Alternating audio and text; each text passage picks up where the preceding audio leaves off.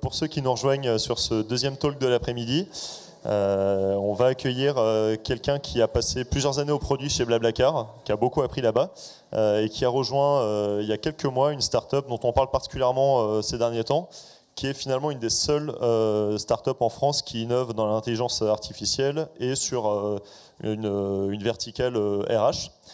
Donc je vous prie d'accueillir Martin Bouch, qui est Head of Product chez Clustry.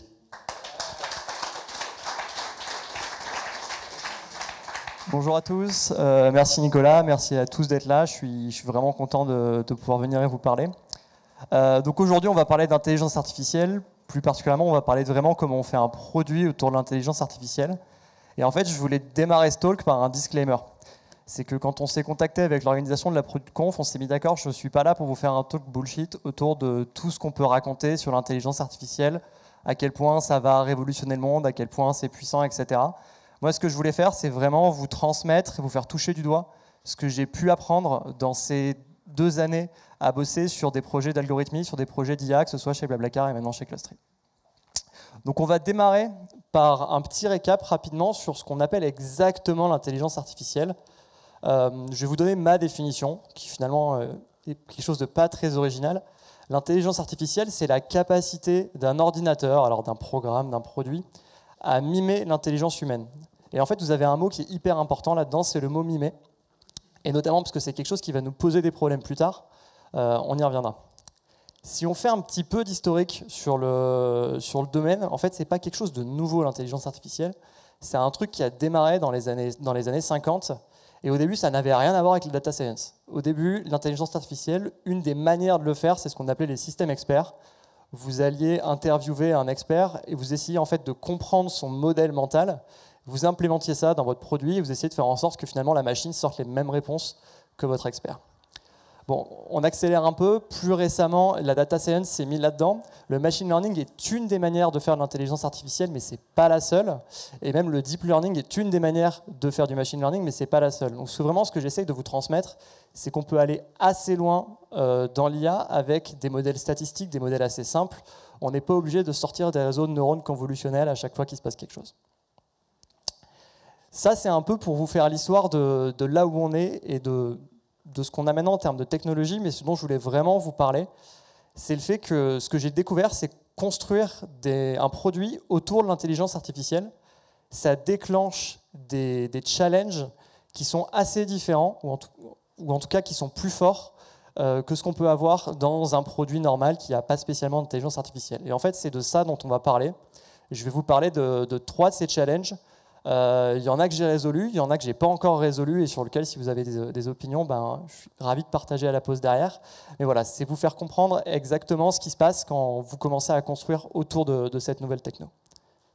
Et alors, le premier challenge qu'on vous allez rencontrer, et c'est peut-être le plus fort, c'est le fait que ce qui vraiment est le plus important dans tout ce que vous allez faire, c'est la perception de l'utilisateur et pas forcément la performance pure de votre algorithme. Ça peut vous paraître assez bateau, mais en fait, quand vous allez lancer un projet autour de ça, vous allez potentiellement penser à staffer l'équipe, vous allez penser à la tech, à faire en sorte de pouvoir mettre des modèles en prod, etc. Et de temps en temps, finalement, l'utilisateur, il passe un peu par la fenêtre dans cette histoire. Et donc, il y a 2 histoires que j'aimerais vous raconter autour de ça pour vous faire sentir un petit peu comment ça marche. La première, elle ne se passe pas chez Clustry, elle se passe chez Blablacar. Bonjour à ceux qui sont là dans la salle d'ailleurs. Et donc une des manières de voir Blablacar, en fait, c'est de le regarder comme une place de marché. C'est une place de marché où sur un axe donné, vous allez avoir des conducteurs qui vont offrir des places à un certain prix et vous allez avoir des passagers qui vont acheter ces places. Et en fait, on s'est rendu compte de quelque chose, c'est qu'il y avait certains conducteurs qui mettaient leurs places trop chères et donc ils se retrouvaient à vendre moins de places qu'ils auraient pu et donc ils laissaient de l'argent sur la table. Donc en fait, on avait cette équation-là où si on arrivait à faire en sorte que les conducteurs mettent le bon prix, finalement, on allait maximiser un petit peu le bonheur total parce que les conducteurs allaient avoir plus de passagers, plus d'argent. Il y avait plus de passagers qui allaient pouvoir réserver pour moins cher chacun. Donc on disait c'est vraiment quelque chose sur lequel il faut qu'on investisse. Et alors justement, là, on a staffé l'équipe. On est parti sur une expérimentation à base d'un modèle statistique qu'on essayait de prédire la demande qu'on allait avoir un certain jour sur un axe. On prédisait le prix associé et on le recommandait à l'utilisateur. Il faut savoir que Blablacar, on recommande le prix, on ne le fixe pas pour le conducteur, et donc le conducteur est libre de suivre le prix ou pas. On a légèrement changé la page de recommandation, mais pas tant que ça, et en fait c'est important pour la suite. Parce que ce qui s'est passé, c'est qu'on s'est complètement mangé. On s'est complètement mangé, notamment parce qu'on n'a que 50% des utilisateurs qui suivaient le prix recommandé. Et on a essayé d'itérer, on a essayé d'A/B tester un maximum autour du wording, de l'interface, mais on n'est jamais vraiment arrivé à bouger cette métrique. Et donc ce qui se passe quand il y a la moitié des utilisateurs qui ne vous écoutent pas, c'est que votre algorithme au début il a un taux de discount cible qui va être, on va dire, de 20%. Donc à la première itération, il va recommander quelque chose qui est à moins 20%. Vous avez les résultats, vous refaites tourner votre algorithme. Il a vu que finalement, quand il recommande moins 20%, il y a moins 10% qui arrivent vraiment sur la place de marché. Qu'est-ce qu'il fait votre algorithme? Il se met à recommander moins 40% pour pouvoir avoir moins 20% à la fin. Et donc vous vous retrouvez dans une situation complètement absurde où il y a votre algo qui est en train de tirer les prix vers le bas, vos utilisateurs ne comprennent plus rien. Et finalement, c'est pas du tout viable. Et alors là, c'est le passage où je suis censé vous dire, mais en fait, on a trouvé comment on allait faire, etc. En fait, pas du tout. C'est un projet qui, sous cette forme-là, a été abandonné parce qu'on s'est rendu compte qu'on avait des barrières, qu'on allait avoir beaucoup de mal à franchir. Une de ces barrières était en fait que l'utilisateur n'avait pas du tout une relation rationnelle au prix. Et en fait, quand il fixait son prix, il faisait rentrer des variables qui n'avaient absolument rien à voir avec un équilibre offre-demande sur une place de marché, mais qui était vraiment, moi j'ai une voiture qui est plus jolie, donc je mets 2 € plus cher que la moyenne, parce que la moyenne c'est ce que vous recommandez. Il y a le fait que moi je fais pas ça pour l'argent, hein, donc dans tous les cas je mets le prix minimum. Et aussi la personne qui fait du covoit depuis 10 ans, et donc qui dit Paris-Lille c'est 15 €. Vous pouvez lui recommander ce que vous voulez, Paris-Lille c'est 15 €.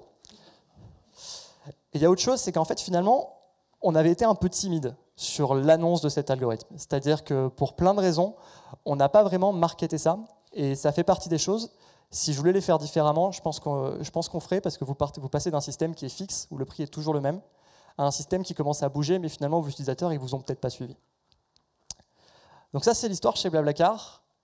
J'ai changé, je suis allé chez Clustry, et en arrivant chez Clustry, on m'a dit en fait Martin, le premier truc sur lequel ça serait bien que tu bosses, c'est d'expliquer notre algorithme à nos utilisateurs.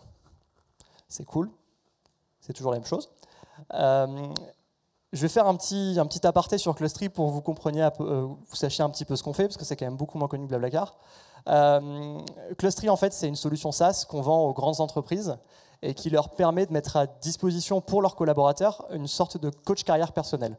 C'est-à-dire qu'en fait, ça va faire un produit qui va vous faire des recommandations sur le prochain poste sur lequel vous devriez postuler et aussi le genre de domaine sur lequel vous devriez aller à partir de votre profil, des formations que vous devriez suivre, des personnes à qui vous devriez parler, etc.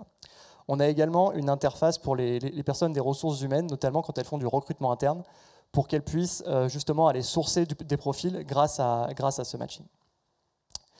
Et il y a un parti pris qui est assez fort dans le produit Clustry, c'est que vu qu'on est dans le domaine des RH, en fait, on veut expliquer ce qu'on fait à nos utilisateurs pour que finalement, moi, en tant que talent, quand on me fait une recommandation, quand on me dit en fait tu devrais postuler à ce poste, je sais exactement ce qui match et ce qui ne matche pas dans ce poste pour que je puisse soit m'améliorer, éventuellement s'il me manque une certaine compétence, ou en tout cas si je rate le poste, la prochaine fois je sais ce qu'il faut faire. Côté RH, côté recruteur, ça permet aussi lors du process, soit s'il y a un profil qui est un peu stretch, et qu'il faut amener un hiring manager, mais vous avez les arguments pour le convaincre parce qu'on vous dit exactement pourquoi on pense que c'est une bonne idée. Et alors comment on fait ça? Alors quand je suis arrivé chez Clustry, il y avait un truc qui était en place, qui est qu'on montrait absolument, quasiment directement, toutes les sorties du modèle. Il faut savoir qu'un modèle de machine learning, ça ne répond jamais oui ou non. Ça répond oui à 87%. Et quand vous multipliez ça en plus par le nombre de choses qu'on va regarder, c'est-à-dire on va regarder des choses par rapport aux intitulés de poste, par rapport aux compétences, finalement vous voulez faire de l'aide à la prise de décision et vous dites à l'utilisateur, ça match à 72% sur les compétences, à 52% sur les études et à 97% sur l'intitulé du poste. C'est un peu compliqué pour prendre ça et finalement ça complexifie vachement la prise de décision là où on essaye de l'aider. Et il y a un truc dont il faut bien que vous vous rendiez compte, c'est que quand vous allez discuter avec votre équipe de data science, quand vous allez lire des papiers autour de ça, des articles, on va vous parler d'algorithmes black box, d'algorithmes white box, etc. En fait, pour vos utilisateurs, tous vos algorithmes sont black box. Et vous ne pourrez jamais, je dis bien jamais, expliquer vraiment votre algorithme à votre utilisateur. Donc à partir de là, on se retrouve dans un petit souci, où on se dit en fait, on veut leur expliquer ce qu'on fait, mais on ne peut pas leur expliquer en détail comment c'est calculé, parce qu'en fait, il y a 2, 3, 4 réseaux de neurones qui tournent derrière, et on va juste pas s'en sortir. Le choix produit qu'on a fait autour de ça, c'est tout simplement de sortir une grosse partie de la finesse de l'algorithme et de simplifier au maximum. C'est-à-dire qu'on est parti sur une approche hyper simple, de dire, OK, nous on a des notions de distance, de compétences, de à quel point elles sont proches l'une de l'autre, pareil sur les intitulés de poste, etc. Mais sur l'interface, pour l'utilisateur, on va mettre du vert et du rouge. Parce que finalement, même si on présente moins de finesse, et finalement on markete un peu moins notre intelligence, ce qui est important, c'est ce qui va se passer dans la vie réelle derrière, et c'est que la personne elle soit convaincue, soit qu'elle puisse faire ce job, soit que le recruteur soit convaincu qu'il faut contacter cette personne. Et pour qu'elle fasse ce mouvement-là, il faut juste qu'elle comprenne ce qu'elle est en train de faire en fait. Et finalement, c'est quelque chose qui a plutôt bien marché en fait. Donc c'est un trend sur lequel on continue d'investir et qui a priori n'est pas là pour bouger. Donc si je fais un petit récap un petit peu de ce premier sujet autour de la perception utilisateur, je pense qu'il y a 3 choses dont il faut que vous vous rappeliez. Le problème, c'est que le premier, c'est le fait qu'il faut marketer votre algorithme. Si vous avez changé quelque chose, n'oubliez pas de le dire à vos utilisateurs. Le deuxième, c'est partez du principe que tous vos algorithmes sont black box pour vos users. Et finalement, si vous voulez partir dans cette direction, de leur expliquer les choses, n'hésitez pas à simplifier au maximum et à vraiment le rendre beaucoup plus bête qu'il ne l'est. Tout ce que vous allez gagner en simplicité, tout ce que vous allez perdre finalement dans ce manque de finesse, vous allez le gagner en compréhension utilisateur et en impact réel. La deuxième partie, la deuxième chose que j'ai appris en faisant de l'IA, c'est qu'en fait, vous êtes quasiment sûr que vous allez être déceptif d'une manière ou d'une autre. Et c'est quelque chose qui est assez différent de quand on construit un produit de manière, sans IA. Et vous allez être déceptif principalement parce qu'il y a à force de voir des émissions, des reportages, etc., pas mal de gens se sont convaincus que dans 2 ans, il y a des robots qui allaient révolutionner tout, et que finalement, l'intelligence artificielle, c'était un peu de la magie. C'était ce moment qu'on attendait tous, où ça y est, on va basculer dans un monde nouveau. Mais en fait, ce n'est pas le cas. On travaille avec de la data, et ça, c'est quelque chose qu'il va falloir expliquer à plusieurs types de publics. Le premier type de public, et là je mets la casquette SaaS, c'est vos clients. Donc là, ce n'est pas forcément vos utilisateurs, c'est vraiment les gens qui vont acheter votre solution pour la déployer en interne. Et ce qui est hyper important là-dedans, c'est vraiment de les aider à faire toucher du doigt qu'on va être aussi bon que la data qu'eux vont nous donner et que notre capacité finalement à prendre cette data et à l'améliorer. Là-dessus, très concrètement, ce qu'on a mis en place, c'est qu'en avant-vente, on fait avec les clients une évaluation de la qualité des données qu'ils vont pouvoir nous envoyer et on leur dit, en gros, là, vous êtes à 5 sur 10 avec ce que vous avez. On a un plan pour vous emmener à 7 sur 10, à 10 sur 10, mais si on déploie maintenant, on sera à 5 sur 10. Alors c'est important d'éduquer vos clients, c'est aussi important d'éduquer votre équipe de vente, parce que si jamais cet assessment il n'est pas fait parce qu'on veut accélérer un petit peu le cycle de vente ou qu'il est un peu bâclé, en fait, au moment où vous allez recevoir la data derrière pour la première fois, vous allez un peu serrer les fesses quand même, parce qu'on ne sait pas vraiment ce à quoi on a affaire. La deuxième chose, ça va être vos utilisateurs, en fait. C'est-à-dire que dans l'utilisation de votre produit, finalement, il faut arriver à faire sentir aux gens que là aussi, on ne va pas faire de magie. Si les personnes ne vous donnent absolument aucune info sur qui ils sont, par exemple, en tant que professionnels, ça va être très très compliqué de pouvoir leur faire des recommandations qui sont pertinentes. Et pour ça, nous, on a utilisé un système qui n'est pas propre à Clustry, que vous voyez dans d'autres produits, qui est un système de score de complétion qui montre en fait à quel point votre profil est rempli. Ça leur donne une première notion, mais en fait, on va aussi plus loin. C'est-à-dire qu'on a fait un choix produit qui est assez fort. On bloque l'accès aux recommandations aux utilisateurs qui ne dépassent pas un certain score de complétion.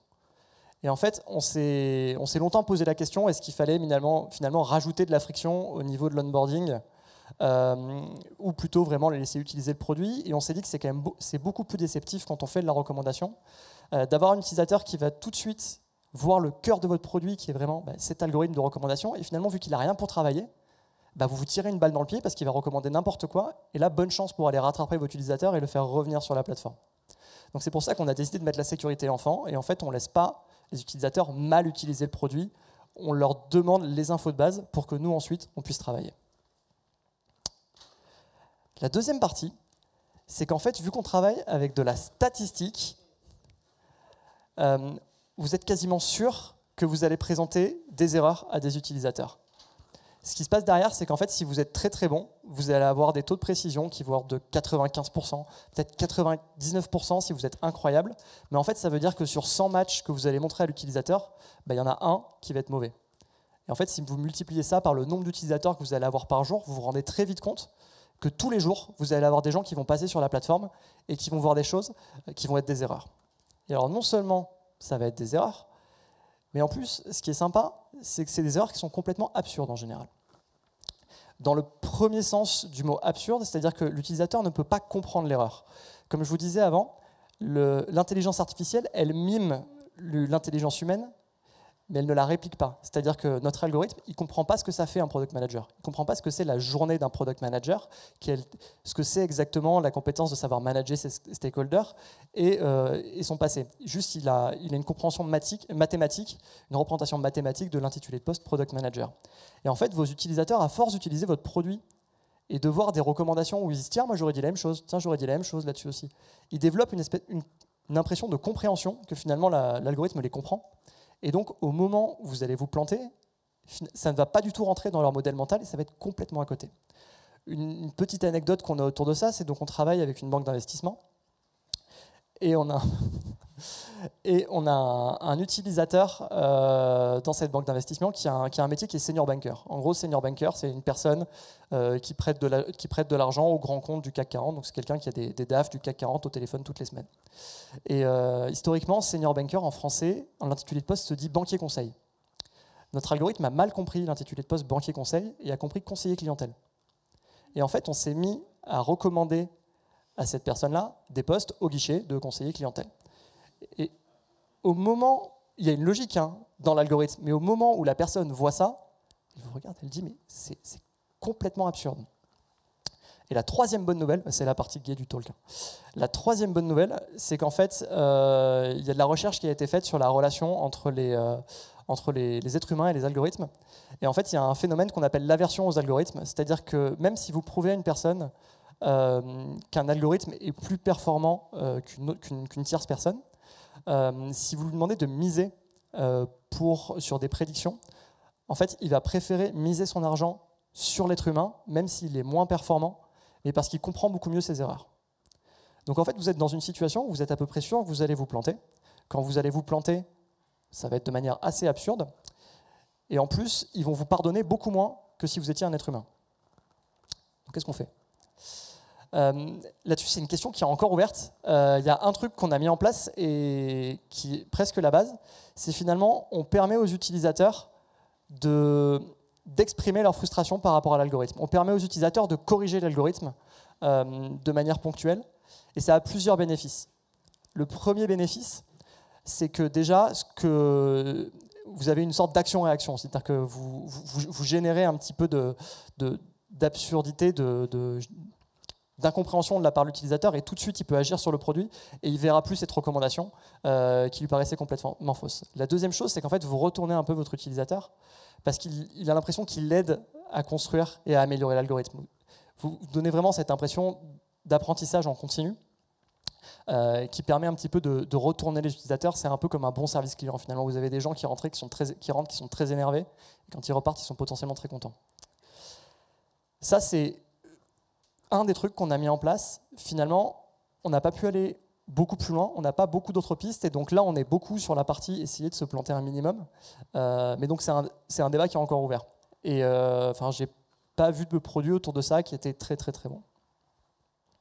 Donc, si on fait un petit récap un petit peu de ce que je vous racontais autour de ça, donc sur le fait que vous allez être déceptif, le premier c'est en fait déjà minimiser le genre de situation dans lequel vous allez être déceptif, donc éduquer vos clients et vos utilisateurs à tel point que n'hésitez pas à mettre la sécurité enfant sur vos produits et à faire en sorte qu'on ne puisse pas mal utiliser votre produit. Et surtout, vous allez vous planter, donc préparez-vous à vous planter et faire en sorte qu'il y ait un plan de secours, que l'utilisateur puisse réagir au moment où il y a une erreur. La troisième partie, c'est quelque chose d'un peu plus organisationnel, où je voudrais vous parler un petit peu de cette relation avec cette nouvelle équipe avec laquelle vous n'avez peut-être pas l'habitude de bosser, qui est votre équipe de data science. Moi, quand je suis arrivé chez Clostry, je me suis retrouvé dans une salle où j'avais des data scientists qui m'expliquaient comment fonctionnait l'algorithme. Là, en fait, j'avais 3 PhD en mathématiques appliquées à l'informatique qui m'expliquaient des trucs auxquels je ne comprenais rien. Et donc, un réflexe assez naturel, c'est de se dire, en fait, je vais les laisser faire leur boulot parce que ça a l'air beaucoup trop théorique, beaucoup trop mathématique. Et nous, finalement, on va travailler sur le produit pour englober cet algorithme et faire en sorte vraiment de le mettre en avant. Disclaimer, ça ne marche pas du tout. Ça ne marche pas du tout pour en fait 2 raisons. La première, c'est que vos choix produits vont avoir un gros impact sur l'algorithme et sur le travail de vos data scientists. Et inversement, les choix de vos data scientists vont avoir un gros impact sur votre produit. Donc, dans la première direction, un truc dont il faut absolument se rendre compte, c'est que le produit, pour tous les utilisateurs, c'est vraiment le visage de l'algorithme. C'est comme ça qu'ils consomment cet algorithme, à la fois au sens figuré et je dirais presque au sens propre. Une anecdote qu'on a eu autour de ça, c'est un jour, on s'est retrouvé avec pas mal d'utilisateurs qui nous ont dit il y a un problème avec votre algorithme, vous pondérez beaucoup trop la géographie, donc tout ce qui est je souhaite aller travailler à Nantes, etc. Et alors là, on ne comprenait pas trop parce qu'on n'avait pas spécialement changé la version de l'algorithme, donc on commence à regarder s'il y a un problème, s'il y a des bugs, etc. Et en fait, on s'est rendu compte que ce n'était pas du tout un problème d'algorithme, mais qu'on avait mis en prod une nouvelle fonctionnalité côté front, où juste on voulait mettre en avant les principaux éléments de choix de l'algorithme. Et vu que c'était un boulot qui était un peu gros, on avait découpé les tâches et on avait commencé par la géographie, parce que c'était le plus simple à faire côté tech. Et en fait, on n'avait pas encore mis en avant le reste. Et juste parce que c'était mis en avant dans le produit, même si finalement c'était loin d'être le plus important dans le calcul, dans la tête des utilisateurs, c'était vraiment ça qui jouait. Donc vous voyez bien que finalement, vous allez même générer pas mal de bruit dans les feedbacks à travers votre interface et à travers votre produit. La deuxième chose, c'est qu'en fait, en tant que produit, c'est vous qui allez collecter la donnée. C'est vous qui allez récupérer toutes les données d'utilisation et c'est de votre responsabilité de faire en sorte que la donnée qu'on récolte soit facilement utilisable. Un bon exemple là-dessus, c'est que quand on fait de la recommandation, c'est très facile de récolter de la donnée sur ce que vous avez montré. Tout simplement, vous avez dit, nous on pense que ça match, votre utilisateur va vous dire oui ou non. Le problème, c'est comment est-ce que vous récoltez de la donnée sur ce que vous n'avez pas montré, sur ce que vous auriez dû montrer, mais finalement que vous avez caché.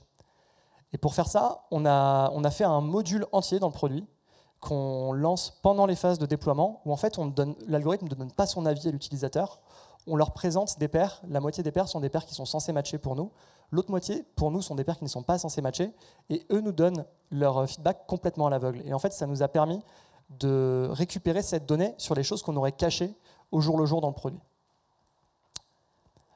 Dans le même sens, il y a le côté simplification. On est tous en train d'essayer de simplifier notre produit en continu pour nos utilisateurs. Et on s'est rendu compte que quand vous allez simplifier votre produit, en fait, vous allez avoir des gros impacts sur votre équipe derrière et notamment sur l'algorithme. Typiquement, avant, chez Clostry, on avait 3 couleurs de match. En fait, il y avait un match vert, un match jaune, qui en gros, on pense que ça match, mais on n'est pas très sûr, et un match rouge, qui est vraiment, là, on est à peu près sûr que ça ne matche pas. On s'est rendu compte, par l'usage, que la plupart des utilisateurs en fait, ne consultaient que les matchs verts, et donc on s'est dit, ça amène beaucoup trop de bruit dans l'interface, il y a des couleurs partout, on va laisser que les matchs qui matchent, et on va sortir tout le reste.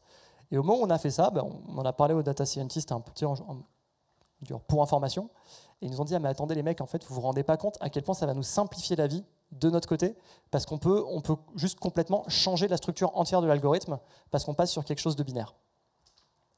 Donc ce que je veux bien vous faire sentir là-dessus, c'est que finalement, vos choix produits, qui vous paraissent être des choix de la vie de tous les jours, vont avoir un gros impact sur votre équipe de data science, et inversement.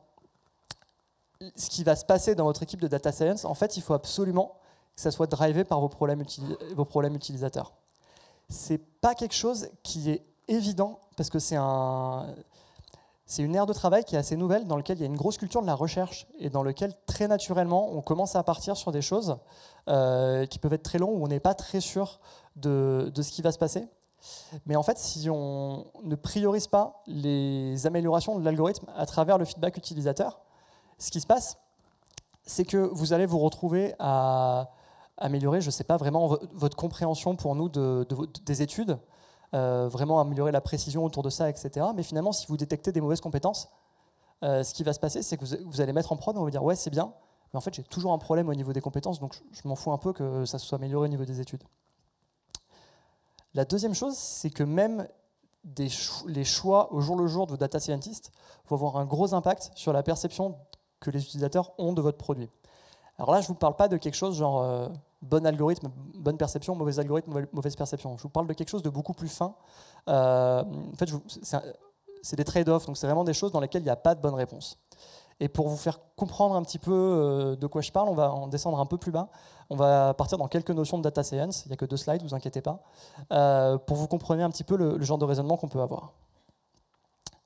Donc on va parler évaluation d'algorithmes de recommandation, et notamment comment on mesure l'efficacité d'un algorithme. Normalement, ce qu'on va utiliser comme métrique, c'est quelque chose qui s'appelle l'accuracy. C'est assez simple, c'est à chaque fois, on regarde, à chaque fois que vous auriez dû dire vert, combien de fois vous avez dit vert, à chaque fois que vous auriez dû dire rouge, combien de fois vous auriez dû dire rouge. C'est assez classique, c'est pas rocket science. Mais ce qui se passe, c'est que si jamais vous avez, par construction, des données qui sont censées être majoritairement rouges ou majoritairement verts, ça va poser des problèmes. Et c'est exactement notre cas chez Clostry. C'est-à-dire que nous, on va prendre une offre de poste et on va aller scanner l'intégralité des profils de la boîte dans un groupe du CAC 40. Donc vous vous rendez bien compte que pour un poste de product manager, en fait, il y a 95% des gens qui vont juste pas du tout matcher avec l'offre. Et donc ce qui se passe dans ces conditions-là, c'est que si on construit un algorithme qui dit rouge tout le temps, il va avoir 95% d'accuracy. Donc vous sentez bien que c'est pas vraiment le bon métrique à suivre. Et donc ce qu'on fait dans ces cas-là, c'est qu'on va se concentrer sur 2 métriques qui ne regardent que les verts et qui sont ce qu'on appelle la précision et le recall. La précision, je ne rentre pas dans les formules parce que ça va vous embrouiller, mais la précision, en fait, c'est la capacité de l'algorithme à ne pas se tromper quand il dit vert. Donc un algorithme qui a beaucoup de précision, c'est un mec qui va dire non tout le temps par sécurité, mais par contre, quand il va dire vert, quand il va dire oui, il va être sûr de lui. Le recall, en fait, c'est l'inverse. C'est la capacité de votre algorithme à dire oui à chaque fois qu'il aurait dû dire oui. Donc là, c'est l'algorithme qui a beaucoup de recall. C'est un algorithme qui va dire oui à peu près tout le temps pour être sûr de ne rien rater. Et vous sentez bien qu'il y a une espèce de tension entre les deux, parce que d'un côté, vous n'avez pas beaucoup de matchs, et de l'autre, vous en avez beaucoup, mais il y a à boire et à manger. Et finalement, à algorithme égal, votre data scientist il va être obligé de choisir entre les deux. Et comment vous faites ce choix ? Ben en fait, vous faites ce choix avec le contexte business. Vous faites ce choix avec pourquoi est-ce que les clients ont acheté Clostry. On a des clients qui ont acheté Clostry parce qu'ils voulaient casser un petit peu les silos qu'ils avaient dans leur organisation, parce qu'ils voulaient avoir des parcours de carrière qui sont un peu différents, parce qu'ils voulaient justement proposer des choses un peu plus fluides. Et là, on va partir beaucoup plus sur des algorithmes qui ont plus de recall. Inversement, on a des gens qui ont vraiment acheté ça en outil de productivité pour les recruteurs en interne, par exemple. Et là, vous vous sentez bien compte que si on leur propose 2000 matchs, ça ne va juste pas marcher. Donc, si vous n'arrivez pas à donner le contexte à vos data scientists de ce qui se passe chez les clients, pourquoi ils achètent votre produit et quelle est la valeur qu'ils veulent en retirer, finalement, vous n'allez pas faire les bons arbitrages au jour le jour quand vous allez être en train de travailler.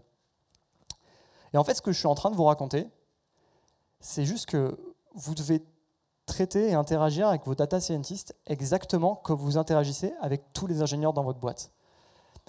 Je voudrais vous rappeler, quand vous avez commencé à faire du produit, quand vous étiez PM tout junior, la première fois que vous êtes parti parler à un back-end et qui vous a dit « je peux pas parce qu'il faut réindexer tous les résultats dans Elasticsearch », vous ne saviez pas ce que ça voulait dire, vous ne compreniez rien. Mais en fait, ce n'est pas grave, on a pris l'habitude de travailler avec ces gens-là et on a pris l'habitude de les intégrer dans nos flots de travail qui nous challenge, qu'on les challenge, etc. Mais en fait, vos data scientists, c'est exactement pareil. Ça peut paraître impressionnant parce qu'il y a beaucoup de maths, mais finalement, il faut vraiment les intégrer dans ces squads, dans vos flots de travail, quand vous êtes en train de générer vos features, parce que c'est vraiment comme ça que vous allez générer de la valeur et que vous allez faire en sorte qu'on tire le meilleur de cette interaction qu'on peut avoir avec des ingénieurs, que ce soit des data scientists, des fronts ou des backs.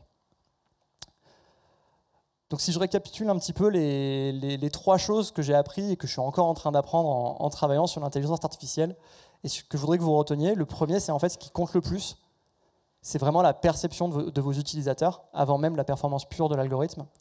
La deuxième, c'est que vous allez être déceptif, donc préparez-vous. Et la troisième, c'est intégrer les data scientists dans votre flow et interagissez avec eux comme tous vos ingénieurs. Merci beaucoup. Si ça vous intéresse, on recrute.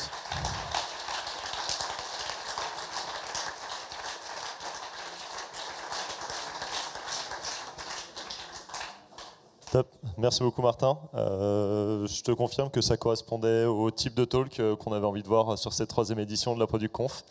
Perso, voilà, j'espère que ça vous a plu autant qu'à moi. C'est ultra complet, c'est un vrai retour d'expérience et pas mal de choses actionnables.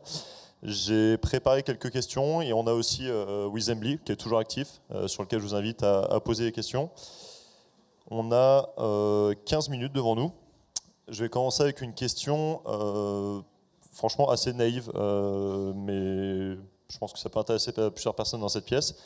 Imaginons que chez Clustry, vous identifiez un nouveau problème que vos utilisateurs rencontrent, vous partez sur une phase d'idéation. Qu'est-ce qui vous fait dire, qu'est-ce qui vous met la puce à l'oreille que c'est pertinent d'inclure de l'IA dans la solution qui va être développée, ou en tout cas proposée, prototypée?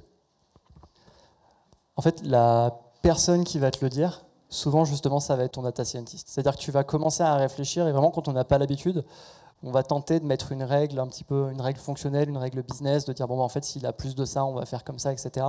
Et l'intérêt, justement, d'intégrer un data scientist dans la phase d'idéation, c'est le moment où il va sortir en faisant mais en fait, non, mais ça, on peut le détecter, en fait. En fait, non, ça, on peut le prédire. Donc, c'est vraiment durant cette phase, quand tu es en train de penser à comment tu vas résoudre ton problème, qu'il faut les faire entrer. Ok, très clair. Tu nous as donné 2-3 insights sur la façon dont tu mesurais la pertinence de ton algo. Moi, il y a un autre truc, quand j'entends parler de produits qui embarquent de l'IA, sur lequel c'est quand même pas très clair la façon dont ça se mesure. Ton persona, c'est Micheline, elle est RH, elle a 55 ans. Comment est-ce que tu mesures finalement, avec peut-être peu d'interaction, une appétence assez faible à la tech de cette personne? Comment est-ce que tu mesures que sa confiance dans la reco que tu donnes sur Clustry, elle va dans le bon sens, quoi? Parce que tu as quand même une forme d'aversion où tu n'as pas forcément toujours envie de faire confiance à une machine, quoi.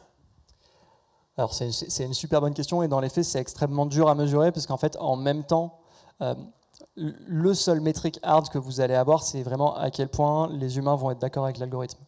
Mais en fait, là-dedans, vous allez mesurer deux choses. Vous allez mesurer à la fois la pertinence de votre algorithme et à quel point, et la deuxième chose, c'est à quel point vous avez été convaincant dans votre explication. Mais finalement, ce qui est intéressant, en fait, c'est pas mal aussi en quali dans les discussions qu'on commence à avoir avec les utilisateurs, où on voit qu'on commence à avoir un changement de projection, dans le sens où, quand ils commencent à faire confiance à l'algorithme, ils sont moins en train de se demander mais attendez, pourquoi est-ce que votre algorithme a dit ça?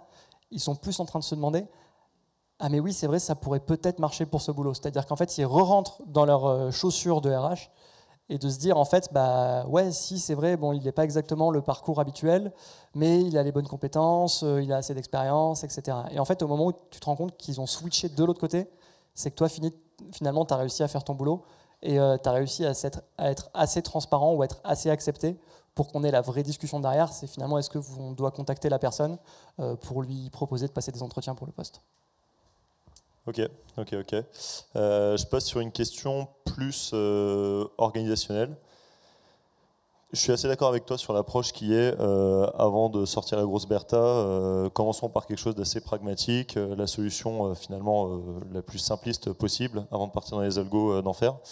Comment est-ce que tu crées quand même de l'excitation dans le quotidien de tes data scientists quand 9 fois sur 10, c'est la solution ultra light qui est adoptée? En fait, il y a deux étapes. La première chose, c'est que ce qu'on essaie de faire, c'est qu'on essaie de commencer par l'approche light. Mais en fait, l'approche light ou l'approche naïve, elle va vous résoudre 80% du problème, mais on arrive à un moment où 80% ça suffit plus. Et c'est là où on commence à tomber sur les problèmes un peu épineux et où justement on commence à regarder, à faire des revues de recherche, à regarder dans vraiment les nouvelles techno d'IA, etc. La deuxième chose, c'est une fois de temps en temps, tu as quand même envie de tenter des trucs. Et dans le sens où si tu es sur un moment un peu calme en termes de retour d'algo et qu'il y a tes data scientists qui dit franchement ça serait bien qu'on tente ça, j'ai lu un papier, ça a l'air de résoudre exactement notre besoin, et c'est un truc qu'on a fait il n'y a pas longtemps sur un papier sur les réseaux siamois, si ça vous intéresse, qui est sorti je pense il y a 6 mois. On s'est dit vas-y, on teste, et en fait ça a amélioré, ça a fait des super résultats. Donc il y a un peu deux réponses. L'approche pragmatique, finalement, c'est le premier pas, mais c'est pas la fin du voyage. Et donc là, tu commences à avoir des vrais problèmes de data science derrière. Et la deuxième chose, c'est aussi essayer de sortir un peu de temps pour ces approches un peu plus moonshot. Mais l'important, c'est qu'il ne faut pas qu'elles occupent 80% de la bande passante, en fait. Ok. Il y a une question sur Weasembly qui est juste en train de faire le buzz. On a 7 personnes qui ont voté cette question. Sur ta slide, sur le fait que quoi qu'il arrive, tu vas être déceptif. Il faut te préparer à ça. Comment, selon toi, il faut dealer avec cette contrainte dont tu es conscient dès le début sur des applications qui sont quand même plus critiques de l'intelligence artificielle? Il y a des exemples. Là, la personne se pose la question sur la santé, sur tout ce qui est voiture autonome. Être déceptif et renverser de gosses, ça coûte plus cher que de pousser un mauvais profil à un RH. Ouais. Complètement. Il y a plusieurs manières de voir ça. Alors, bon, j'ai pas du tout la réponse dans l'absolu, mais en fait, il faut voir aussi ce à quoi tu te compares. Dans le sens où, vu que chez nous, la décision finale, c'est une décision humaine, finalement, on ne pourra jamais être meilleur que la performance humaine dans les RH. Ça paraît un peu bizarre, parce que c'est ce côté où la personne qui va prendre la décision de recrutement, c'est un humain. Ce qui est moins le cas dans la médecine ou dans les voitures autonomes, où finalement, c'est déjà prouvé que les voitures autonomes ont moins d'accidents par kilomètre que les humains. Donc finalement, c'est un peu comme se dire, est-ce qu'il vaut mieux ne pas mettre un algo du tout qui fait des erreurs de temps en temps et laisser des humains qui continuent à conduire en faisant plus d'erreurs? Et c'est vachement lié à ce côté, en fait, on pardonne beaucoup moins facilement à un algorithme de se planter qu'on peut le pardonner à un humain parce que bon, il était fatigué ou je sais pas, il avait bu, etc. Donc finalement, c'est plutôt ma réponse à ça. Dans ces cas-là, tu vas plutôt te comparer à la performance humaine. Après, bien sûr, c'est des erreurs dramatiques. Donc là, j'ai pas non plus de réponse autour de ça, de qu'est-ce qu'on fait dans ces cas-là, quoi. Ok, on a une autre question sur Weasembly qui, la personne se pose la question de la perception que les RH, et j'imagine les RH qui sont dans le milieu depuis assez longtemps, ont de votre outil. D'une certaine manière, tu remplaces toute une forme de réflexe, d'intelligence, d'expertise qui s'est acquis au long de plusieurs années d'expérience avec un soft où potentiellement quelqu'un qui n'a pas d'expérience peut être assez pertinent sur des recos et des choix de carrière. La perception que tu estimes véhiculer. Alors en fait, il faut bien se rendre compte de quelque chose, et c'est une des idées fondatrices de Clustery en fait, c'est qu'il y a seulement 5% de la population employée dans les grands groupes qui est vraiment accompagnée au jour le jour. C'est-à-dire qu'un RH, dans les faits, pour accompagner quelqu'un de manière personnelle, il va pouvoir s'occuper en même temps de 50 collaborateurs, et encore c'est beaucoup. Donc vous vous rendez bien compte qu'en fait à l'échelle ça ne marche pas du tout. Et donc ce qui se passe, c'est qu'à ce moment-là, juste, ils vont se concentrer sur les personnes qui sont le plus critiques pour l'entreprise. Et ça va être, en gros, les execs, les high potential, ou s'il y a un segment particulièrement critique, je ne sais pas, sur une techno particulière, etc. Donc en fait, vous avez 95% de la population dans ces grands groupes qui est laissée elle-même. Et c'est beaucoup plus là-dessus qu'on joue, en fait. C'est que les RH, ce qu'on leur vend, c'est pas vous dire, finalement, on va remplacer votre travail, mais c'est finalement, on va dire, en fait, tout ce que vous n'avez pas le temps de faire, on va vous permettre de le faire. Et la deuxième chose, c'est aussi voir qu'on essaye de simplifier beaucoup de choses dans ces interactions. Il y a des choses qu'on sait qu'on ne pourra pas faire pour l'instant. On n'a pas de formule pour assesser le fit dans une équipe, par exemple. Même là, on a cherché un petit peu dans le domaine des sciences sociales. Il n'y a rien que la science accepte de communément accepter pour mesurer de manière le fit entre une équipe et des personnes. Et donc ça va rester dans tous les cas de l'ordre du process d'interview, des ressources humaines, etc. Donc en fait, à la fois on s'occupe des autres et en plus on leur libère du temps pour faire des tâches où il n'y a que des humains qui peuvent le faire. Ok. En rebouclant sur ta première slide qui définit l'IA comme le fait de mimer le comportement humain, est-ce que finalement ça ne revient pas à industrialiser tous les biais de l'humain et empêcher de sortir de ces biais? C'est une super question. En fait, ce qu'il faut bien comprendre quand on fait des algorithmes, c'est qu'il y a deux types de données qui sont importantes. Il y a la donnée qu'on lui donne et aussi la donnée qu'on ne lui donne pas. C'est-à-dire que nos algorithmes, on ne leur donne pas les noms, on ne leur donne pas les photos, on ne leur donne pas le genre. On traduit on dégenre les intitulés de poste. Si une personne s'est appelée directeur ou directrice, on normalise tout ça. Et en fait, ça permet justement d'essayer d'en effacer un maximum. Il faut faire vachement attention quand tu travailles avec ça d'ailleurs, parce que c'est au jour le jour, on essaie de vérifier ce qui se passe quand on sort un nouvel algo, de voir ce qui se passe si on met, je prends le biais masculin-féminin parce que c'est quelque chose qu'on voit beaucoup dans le milieu du travail, ce que répond notre algo entre un titre de poste, un intitulé de poste au masculin, un intitulé de poste au féminin, faire en sorte qu'ils répondent la même chose en fait. Donc voilà, c'est en faisant ça finalement qu'on va essayer de dépasser les biais humains. Après, c'est vrai qu'on apprend toujours sur le monde réel, on apprend sur la donnée de ce qui s'est passé avant. Donc il y a un risque, et ce risque, on essaie aussi de le couvrir en essayant de regarder les choses de manière absolue, c'est-à-dire d'ignorer complètement les parcours et juste de se dire en fait à quel point les compétences du poste matchent les compétences de la personne. Et là, finalement, vous n'avez pas d'historique. Good. J'ai ta dernière slide sous les yeux. Vous recrutez au produit et à la tech. Ça a l'air d'être une belle boîte. Vous êtes organisé comment au produit ? Alors, dans cette énorme équipe produit de 3 personnes, donc pour l'instant, en fait, on va s'organiser. Moi, mon but vraiment, c'est qu'on s'organise en binôme entre designer et produit. C'est-à-dire, j'ai envie de construire une équipe produit qui est extrêmement équilibrée. Donc, on a à 3, c'est compliqué. C'est pour ça qu'on recrute déjà un autre designer pour qu'on soit 4. Et derrière, à la tech, en gros, on a à peu près un tiers. Donc, un tiers de data scientist, un tiers de back-end et un tiers de front. Ok, top. On est arrivé au bout du temps réglementaire. Je vous remercie, j'espère que ça vous a plu. Et n'hésitez pas à faire vos retours à Martin, je pense qu'il sera ravi. Merci.